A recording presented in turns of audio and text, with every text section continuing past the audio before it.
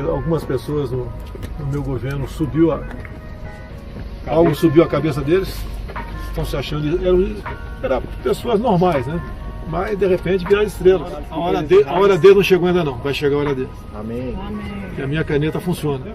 No dia 6 de abril, em pleno crescimento da pandemia no Brasil, Bolsonaro havia decidido demitir seu ministro da Saúde, mas, por pressão militar, acabou desistindo, pelo menos por hora. O ministro Mandetta tem ganhado destaque e aprovação pela maioria da população e dos governadores por sua atuação equilibrada em combate ao avanço do coronavírus, defendendo políticas de isolamento social para se evitar o caos sanitário e milhões de mortos, como alerta a Organização Mundial da Saúde, estudos científicos e adotadas por todos os países. No entanto, seu trabalho tem desagradado seu chefe por ser contrário ao seu posicionamento pessoal, que desde o início da pandemia minimiza os efeitos da Covid-19 e defende o fim do isolamento total, priorizando a economia com a justificativa de que o impacto do desemprego e o crescimento da miséria será maior do que as mortes pela infecção.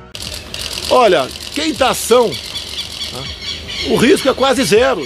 O problema é acima dos 60 anos ou quem tem algum problema de saúde. É isso.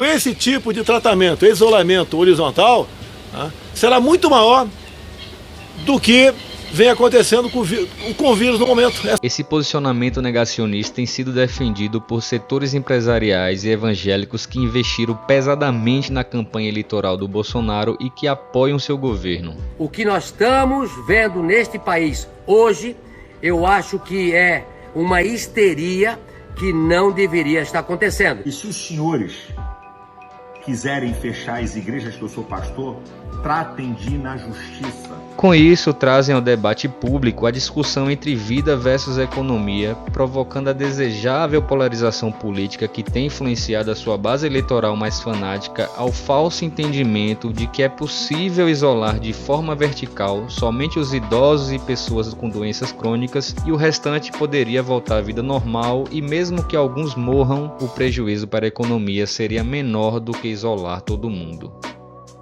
Especialistas alertam que o isolamento vertical tem pouca eficácia para impedir que a epidemia se espalhe para os grupos de risco, pois a chance das pessoas mais jovens e saudáveis se contaminarem circulando livremente em locais aglomerados, transportes públicos, no trabalho e levarem o vírus para dentro de casa é muito grande, onde muitos idosos moram com seus filhos e netos, principalmente nas regiões mais carentes, com moradias mais precárias. Isso sem falar das pessoas que possuem doenças crônicas como os diabéticos, asmáticos, cardiopatas, hipertensos, pacientes com câncer estariam todos mais expostos. Além disso, apesar das pessoas mais jovens não estarem nos grupos de risco, elas também podem desenvolver formas graves da doença e precisarem de UTI, e isso é mais um complicador. O Brasil só possui 2 leitos de UTI para cada 10 mil habitantes na rede pública e privada, o que levaria ao colapso do sistema de saúde em poucos dias. Sem a possibilidade de atender a todos, muitos morreriam. Essa tese do isolamento vertical é mais grave para a saúde da população e também pior para a própria economia. Antes do coronavírus, o planeta experimentou outras pandemias. Uma das mais graves e semelhantes ao que estamos passando foi a gripe espanhola em 1918, onde matou 50 milhões de pessoas e infectou quase 1/3 da população mundial até o fim do surto no ano de 1920. Estudo recente intitulado de Pandemias deprimem a economia, intervenções de saúde pública não, evidências da gripe de 1918, analisa que em países atingidos por pandemias, a depressão da atividade econômica é inevitável, mesmo para regiões que não se adote medidas de restrição, pois o temor pela infecção altera radicalmente a dinâmica da sociedade, o que leva as famílias a diminuírem o consumo e, por consequência, a demanda por trabalho. No entanto, o estudo demonstra que os países que adotaram medidas de distanciamento social de forma antecipada e mais prolongadas durante a gripe espanhola tiveram reações mais rápidas e positivas da atividade econômica, com maiores ofertas de emprego, além de uma taxa menor de mortalidade. Já os países que menosprezaram os estudos científicos e não tomaram as medidas de restrição no momento certo, levaram ao caos social e econômico com milhares de vítimas ao ponto de gerar escassez de mão de obra, tanto pela baixa de pessoas que foram mortas pela gripe, quanto pela necessidade de isolamentos mais prolongados para conter a curva de contágio.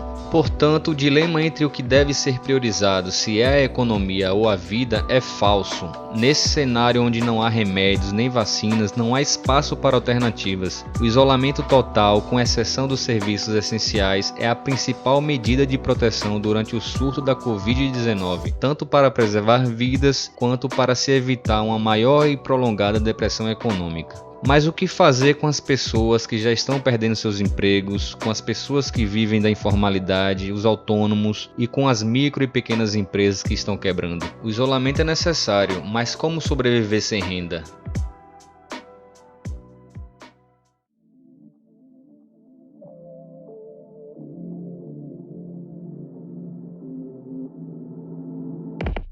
Essa é a discussão real para que seja possível atravessar essa crise sanitária sem que exponha a sociedade ao contágio e sem que passe por extremas necessidades como a fome. No entanto, o governo Bolsonaro tem agido de forma lenta e pouco interessada no cumprimento dessas obrigações, o que tem levado boa parcela da população a sair do isolamento para garantir a sua sobrevivência. Aconteceu esse negócio da coronavírus, daí mandaram nós voltar para casa e falou que nós ia só receber como que nós trabalhássemos. Não tem mais nada em casa, nem macarrão mais tem para fazer. E eu não tenho mais nada, nem um real para comprar um pão para mulher hoje foi difícil arrumar.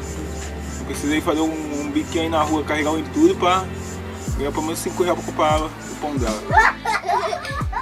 Inicialmente, a equipe econômica editou a medida provisória 927, que permitia que as empresas suspendessem os contratos de trabalho por 4 meses sem a obrigação de pagar nenhum salário aos empregados, e ofereceu, através da MP 936, uma renda básica de R$ 200 aos autônomos e aos informais. Mas felizmente essas duas absurdas providências foram derrubadas e teve a aprovação do Congresso de uma renda básica de R$ 600 por 3 meses para esses trabalhadores e beneficiários do Bolsa Família. Enquanto isso, o governo, através do Banco Central, aprovou em tempo recorde um incentivo aos bancos no valor de 1,2 trilhão, dinheiro dos nossos impostos, sem nenhuma contrapartida de benefícios à sociedade.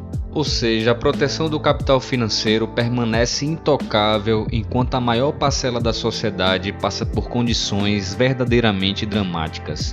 Pautar o discurso maniqueísta entre vida versus economia, saúde ou trabalho surge como um mecanismo para tirar do foco o dever constitucional do Estado de amparar os segmentos mais vulneráveis da sociedade com uma ampla e justa distribuição de renda que dê condições de enfrentar uma das piores crises sanitárias e socioeconômicas de nossa história.